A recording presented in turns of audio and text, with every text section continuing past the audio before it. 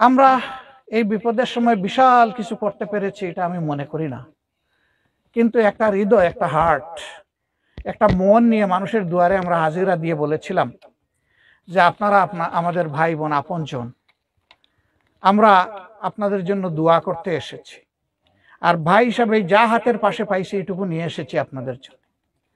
আপনারা দয়া করে এগুলা কবুল করুন আর আমাদের জন্য দোয়া করুন। আর আমরা দোয়া করি আল্লাহ তাআলা আপনাদের মাথার উপর থেকে বিপদ সরাইয়া দিন। আসমানের মালিক, আসমানকে হুকুম করুন, আসমান তুমি বন্ধ হও। জমিনের মালিক, একই মালিক, জমিনকে হুকুম করুন, হে জমিন তুমি সবগুলা পানি গিলে ফেলো। আর ফেরেশতাদেরকে হুকুম করুন, হে ফেরেশতারা আমার ব্যবস্থাপনায় তোমরা যারা আছো ম্যানেজমেন্টে, আমার এই গোলাম আর বান্দীদেরকে আগের অবস্থায় ফিরিয়ে দাও। আমরা সেজদায় পড়ে আল্লাহর কাছে এই দুয়াই করেছি বিপন্ন মানবতার জন্য।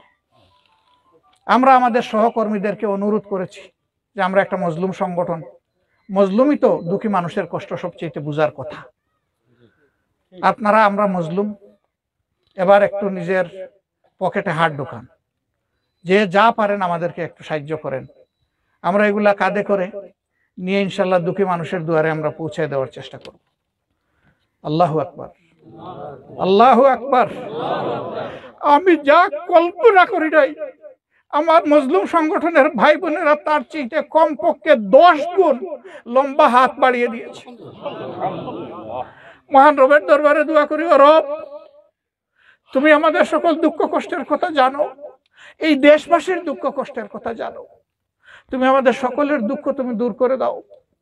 আর যারা অন্তরের হাতটা বাড়াই দিছে তাদের হাতকে আরো লম্বা করো, আরো মজবুত করো, আরো বরকতময় করো আল্লাহ।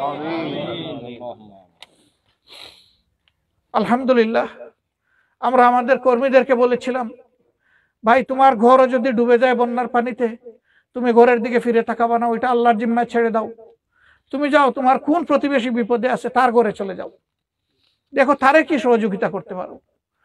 এইভাবে গত মাসের 16 তারিখ থেকে আজকে এই মাসের 18 তারিখ, 1 মাস 2 দিন আলহামদুলিল্লাহ হাওরে আমাদের ভাইয়েরা পড়ে আছে।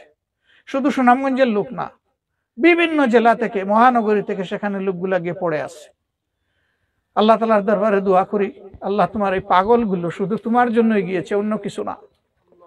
চট্টগ্রামের মানুষ, নোয়াখালীর মানুষ, বরিশালের মানুষ, কুমিল্লার মানুষ, কুষ্টিয়ার মানুষ, ওখানে তাদের কোনো ব্যক্তি স্বার্থ নেই, শুধু আল্লাহর জন্য সেখানে গিয়েছে।